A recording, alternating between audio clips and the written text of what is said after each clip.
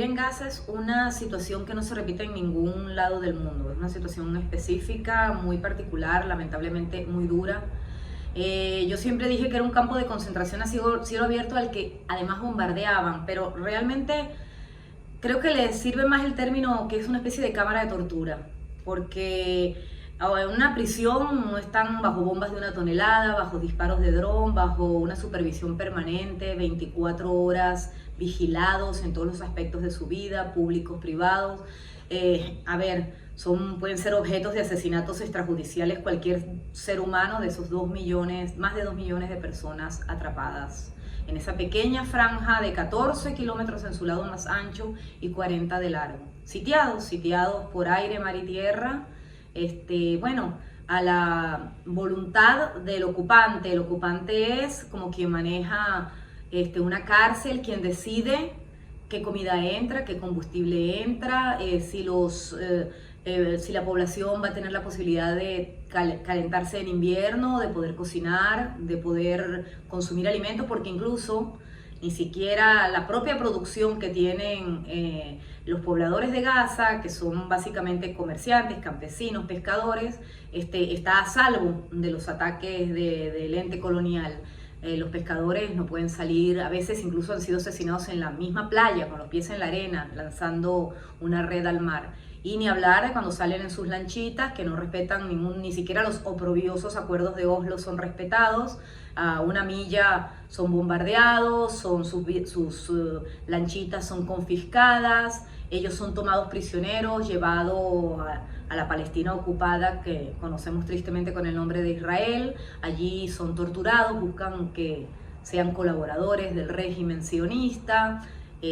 Muchas veces permanecen retenidos allí hasta que les dan las ganas de soltarlos o directamente les disparan sobre sus botes. Esas son experiencias que yo viví de cerca porque los acompañé varias veces y bueno, es el pan de cada día para los pescadores. Y los campesinos viven situaciones similares.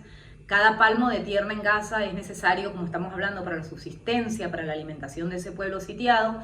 Y tienen que usar las tierras que están cerca de donde está la oprobiosa valla, donde está llena de minas antipersonales, de sensores de movimiento, de torretas, de donde están francotiradores, tanques, jeeps, todo eso ya sabemos, financiado y mantenido por Estados Unidos y por todo Occidente, por todo el imperialismo occidental. Entonces, le disparan a los campesinos, queman sus cosechas.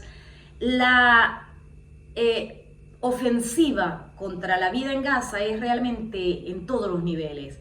El campesino nada más sufre muchísimas cosas, desde disparos directos que los matan, y estamos hablando de que son campesinos que van con sus familias, son mujeres, hombres, van los niños, o les disparan directamente, hacen tiro al blanco porque saben que matar palestinos les sale gratis, o envenenan sus cosechas, o les disparan a sus tractores. Los campesinos a veces prefieren que les disparen a ellos y no a los tractores, a las llantas de los tractores. Les lanzan bombas incendiarias cuando hacen la recolección de cosecha, que para ellos es el trabajo y la inversión de todas las familias, el sustento. Bueno, esa es la vida de los campesinos, esa es la vida de los pescadores. La vida de los palestinos en general es, en un segundo tienes tu familia, que además, sabemos que las casas son multifamiliares, las familias construyen, están los padres en la planta baja, el hijo construye más arriba, el otro hermano hace otro piso.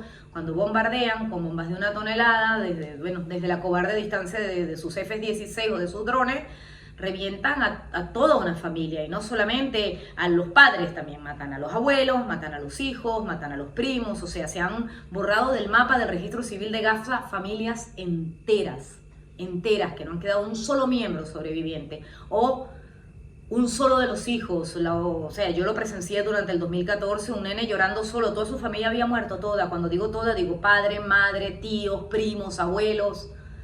Y verlo sentado llorando afuera del hospital, sabiendo que a ese niño no le quedaba nada, hace entender por qué en Gaza, cuando bombardean, la gente se sienta en una sola habitación de su casa, para esperar o sobrevivir o morir juntos. Es una situación que es difícil hablarla sin que a uno lo conmueva, porque, no se me ocurre algo más terrible que lo que vive esa gente. En Gaza En Gaza no se vive, en Gaza se sobrevive. La situación es difícil para el que va, que no arriesga a su familia, que no arriesga a sus seres queridos. Yo estaba con paramédicos y les avisaron que le habían bombardeado su casa y fue corriendo a ver si su familia había sobrevivido. Se están salvando gente y no saben si a su propia familia la están destrozando. Entendamos que no solamente son los muertos, que ya son muchísimos, sino que además los heridos que quedan, que son miles, quedan con un daño físico terrible, porque estamos hablando de municiones de altísimo calibre, de municiones de guerra. Entonces son amputados, son personas que quedan discapacitadas para toda la vida, y el que sobrevive, aunque sea sin un rasguño de una esquirla, de una bomba, también queda muerto por dentro. Porque el trauma de la gente de Gaza, el trauma de los niños de Gaza, el trauma de las mujeres de Gaza, de saber que sus hijos capaz no ven un nuevo día, y que eso queda a capricho de unos colonos sádicos, es, bueno, es que no hay palabras, es que realmente no hay palabras para, o sea, todas las palabras son pocas y a la vez ninguna describe lo que viven allí y lo que siguen viviendo y lo que lamentablemente se divisa como muy difícil de que termine, al menos en el mediano plazo, a pesar de que está la esperanza de que la colonización en algún momento finalice.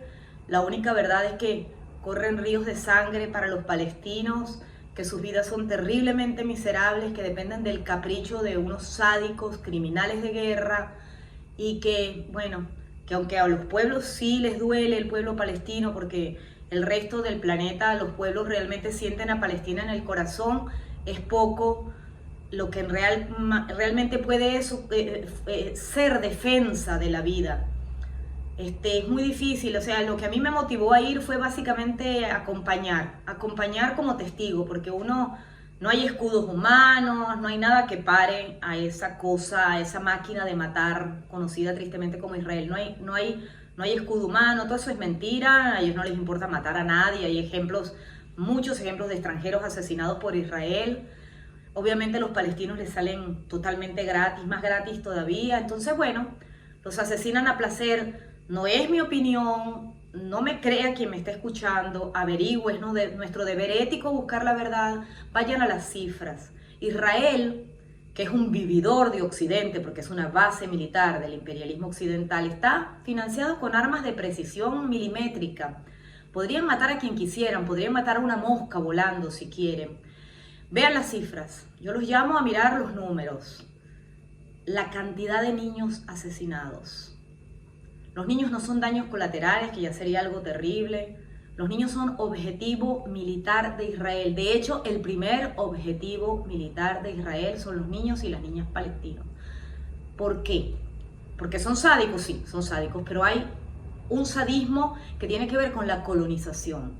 Todo colonizador quiere golpear al pueblo ocupado donde más le duele. ¿Y qué más dolor en el intento de desmoralizar que los niños y las niñas? ¿Qué lado más sensible para el pueblo, para las madres, para los padres, que sus hijos? Entonces es eso. Por eso bombardean escuelas, por eso bombardean hospitales, por eso bombardean niños jugando en las playas, niños jugando en las calles, niños, en estos últimos días, niños que estaban en un cementerio visitando a un familiar, 5 niños de una misma familia reventados a bombazos. Ni siquiera se les pudo hacer ningún tipo de reanimación, estaban destrozados completamente. Jugando a pleno día en un cementerio. Eso es Israel. La masacre del 2014 fue una de las más terribles, aunque realmente siempre se superan, ¿no? Entonces uno le da como miedo decir que es peor, porque realmente es una situación cotidiana los bombardeos. Los bombardeos no ocurren puntualmente. En Gaza hay bombardeos continuos, lo que hace es que no salen en las noticias hasta que no hay 100 muertos. O bombardeos que realmente sean masivos, pero en Gaza, a ver, una vez a la semana capaz vienen y bombardean una casa o una plantación de algún agricultor, una vivienda, es algo bastante cotidiano, lamentablemente.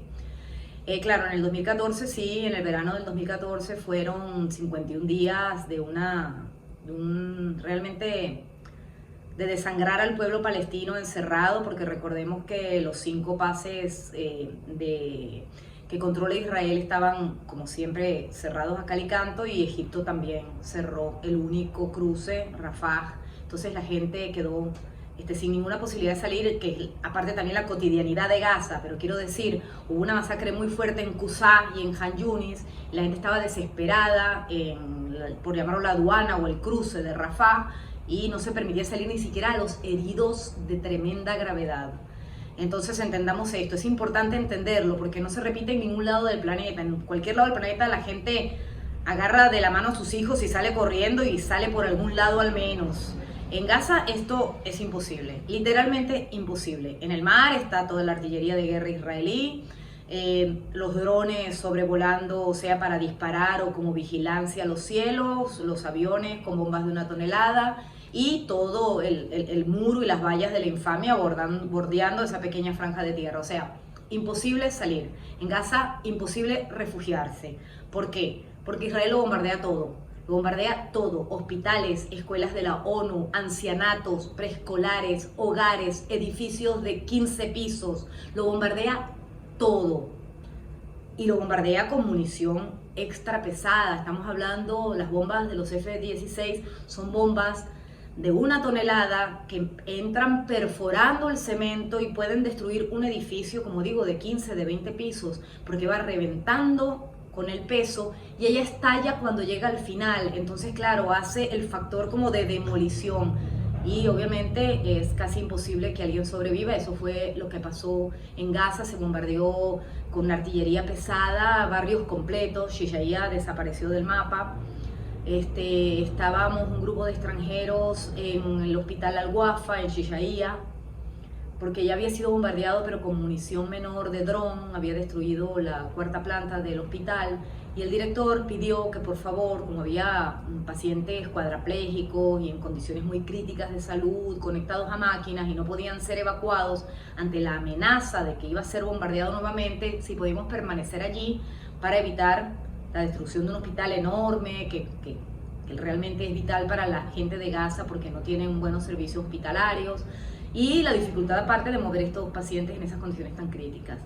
Los pacientes se habían movilizado con sus camas y sus máquinas de respiración artificial, todo esto a los pasillos, porque ya se habían los israelíes, los colonos israelíes, los ocupantes habían bombardeado ventanas, habían bombardeado, como dije, uno de los pisos superiores. Entonces, para evitar que salieran más heridos los pacientes, estaban en los pasillos, lejos de ventanales, de todo esto. Aún así, en una noche me tocaba a mí particularmente la guardia y bueno, avisaron que en 10 minutos iban a empezar a bombardear. A los 5 minutos ya lo estaban haciendo. O sea, retumbaron las paredes, empezaron a caer munición pesada, no solamente sobre el hospital Al-Wafa, sino sobre todo a Shishaiya. Fue una masacre, fue un barrio borrado del mapa, como los que vemos en las películas, pero lamentablemente no eran películas. Todo se convirtió ceniza. Cuando volví al tiempo no lo reconocía, no lograba ubicarme. No quedaban las calles, no quedaban las casas y obviamente y lamentablemente no quedaban las familias que vivían ahí porque hubo muchísimos muertos. Evacuando a los pacientes en vehículos normales porque había una sola ambulancia y se llevaron a los más graves en la ambulancia, los demás se evacuaron en vehículos particulares. Se veía en la mitad de la noche los focos alumbraban a mujeres con niños. Muchos no sobrevivieron, muchos no lograron salir. A uno siempre le queda el sabor en la boca de si uno pudo haber subido más gente a esos vehículos, pero bueno, teníamos pacientes que estaban sin los respiradores. Los ruidos que hacían los pacientes eran todavía más terribles para mí que el ruido de las bombas, porque se estaban asfixiando. Gracias a Dios, uno entró en paro cardíaco, pero sobrevivió. Pero en el resto de Shishaiya hubo muchísimas personas, niños, mujeres, familias completas que fueron asesinadas esa noche. Esa noche los invasores entraron por tierra, la resistencia heroicamente logró contenerlos porque si no el número de bajas hubiera sido aún mayor. Porque claro, ellos en la lucha hombre a hombre es imposible que se dé porque para que haya lucha hombre a hombre debe haber hombres del otro lado y no hay hombres, hay seres enfermos, infinitamente enfermos que yo no llamaría hombres, porque son seres capaces de subirse a un avión y masacrar niños, de apuntar desde la distancia y dispararle a un bebé o a una madre en la cabeza. Con la resistencia actúan de una manera diferente. Si algo me asombró a mí, y lo digo con toda sinceridad, fue el sadismo del colonizador, pero directamente proporcional su cobardía, su profunda cobardía cuando la lucha es en verdad sobre terreno. Yo digo que eso tiene una explicación también sencilla, y es que nadie muere por algo que no ama. Ellos saben que esa no es su tierra, los invasores tienen todos doble nacionalidad, saben que están robando tierra ajena, saben quiénes son los dueños de la tierra, están intentando exterminarlos, pero no tienen el valor de afrontarlo, sino es desde la lejanía, desde la cobardía, desde la traición.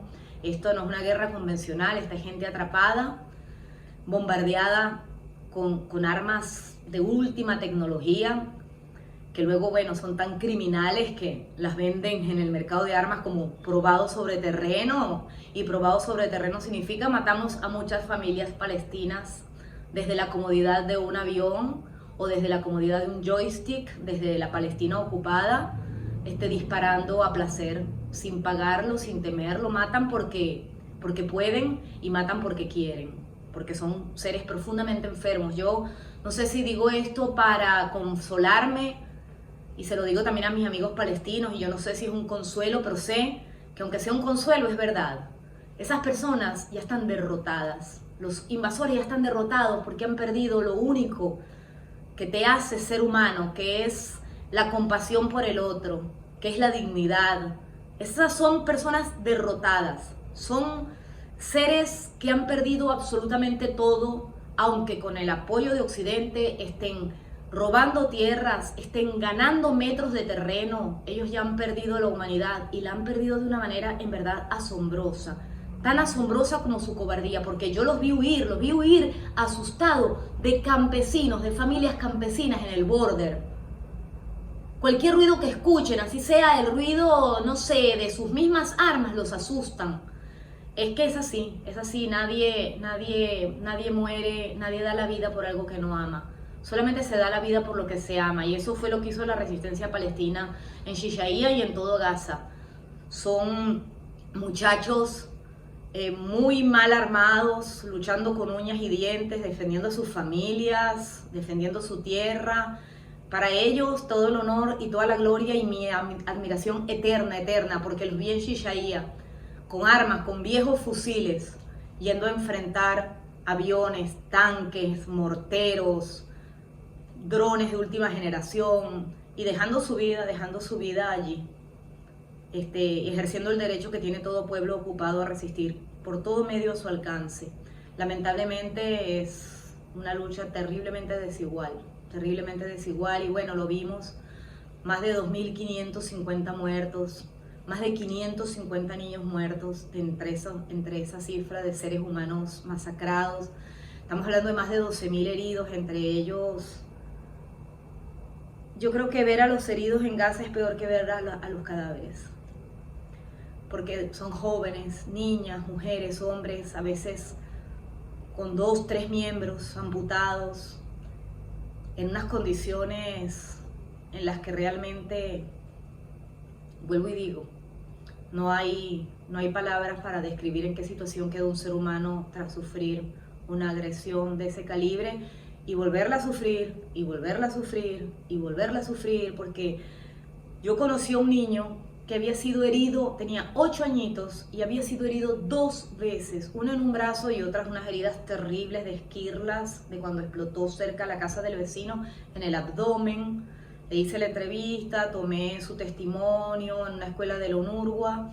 El niño tenía todo el abdomen con enormes cicatrices y un brazo, y habían sido en 2 masacres diferentes. Ese pequeño ya había sobrevivido 2 veces.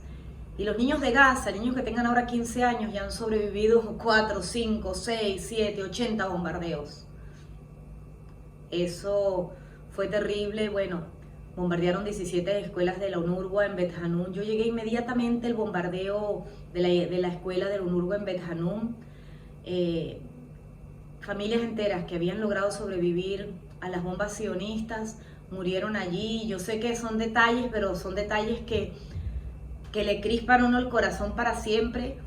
Habían estado haciendo té, tendrían hambre, habían sobrevivido a la devastación de sus barrios y estaban en el patio de la escuela de la UNURWA haciendo un té en una cocinilla improvisada, tenían sus colchonetas, las pocas cosas, las pocas mantas que habían logrado sacar de sus casas en plena huida. Y bueno, ahí habían sido perseguidos, bombardeados y asesinados. Todavía tengo grabada la imagen de 3 hermanos, una nena con sus aritos, el otro hermano con una camiseta del Barcelona, del Fútbol Club, el otro hermano mayor, un adolescente, siendo reconocidos los cadáveres en la morgue mientras yo tomaba los datos de los muertos en Bet Hanun, siendo reconocidos por el hermano mayor de los 3 hermanos, que imagínense, ¿qué les va a preguntar uno? ¿Cuál es el testimonio que puede uno tomar? Además, los palestinos son, yo no romantizo lo que viven porque nadie quiere ver morir a sus familiares, pero es un temple del que sabe que está sobre su tierra y terminan consolándolo a uno, porque se imaginarán que yo en el terreno estaba incluso peor que como estoy ahora dando esta entrevista. Y ellos me consolaban a mí en el medio del dolor. Ellos saben que están defendiendo su tierra. Además, es que, a ver, a un pueblo ocupado no le queda otra que resistir. Yo no romantizo la resistencia. Es un pueblo muy golpeado, muy adolorido, con un sufrimiento que no cesa. Pero son un pueblo también valiente. Y es un pueblo hermoso. En cuanto a la ONU, primeramente decir que es un instrumento imperialista al que realmente hay que prestarle poca atención porque no solamente es que es decorativo, sino que es cómplice del ocupante. Es cómplice de toda esta masacre. De hecho, en Gaza me he cansado de fotografiar grafitis donde ponen la ONU igual a Israel, porque son lo mismo. Entonces esos informes de la ONU, la verdad que a mí me suenan totalmente ridículos. La ONU lo que tendría que hacer es demandar ante la Corte Penal Internacional a Israel, que le ha bombardeado decenas de escuelas que dependen de ella. Y ha matado a alumnos y a profesores de la UNURWA, etcétera, etcétera. Entonces la ONU es un chiste malo. Entonces, bueno, Gaza es inhabitable desde que está ocupada por el sionismo. Desde ese momento es inhabitable. Cuando estaban los ejércitos ocupantes y los colonos en Gaza era inhabitable, y luego que salieron de allí, porque claro, les costaba carísimo ante un pueblo rebelado proteger a un colono, necesitaban 10 militares para protegerlo, salen de Gaza, siguen ocupándola. Ellos dicen que no la ocupan, obviamente la ocupan de una manera diferente a como ocupan el resto de la Palestina histórica, pero obviamente sigue bajo ocupación. Entonces Gaza y el resto de Palestina ocupable es invivible por diferentes razones, porque son 2 formas de ocupación diferentes, más o menos lo esbocé antes.